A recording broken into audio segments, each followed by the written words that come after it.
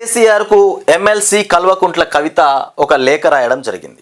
ఆ లేఖలో సంభాషణ అంతా ఏమున్నదంటే ఆ కేసీఆర్ వరంగల్లో రజతోత్సవ సభ ఏదైతే నిర్వహించిండో దానికి సంబంధించి అందులో ఉన్నటువంటి అంశాలు, వాళ్ళ ప్రజలు మాట్లాడుకుంటున్నటువంటి మాటల్ని మొత్తానికి లేఖలో కేసీఆర్కు తెలిపినటువంటి కవిత.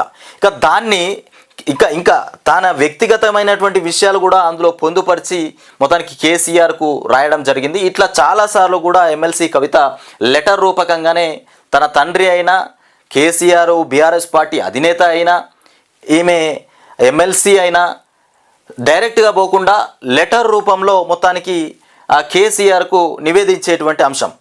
అట్లాంటిది ఇవాళ ఎమ్మెల్సీ కవిత ఆ రజతోత్సవ సభకు సంబంధించి ఇంకా కొన్ని ముఖ్యమైనటువంటి అంశాలు కూడా లెటర్లో రాసి కేసీఆర్కు పంపిస్తే అందులో కొంతమంది ఆ లెటర్ను బహిర్గతం చేసిరు.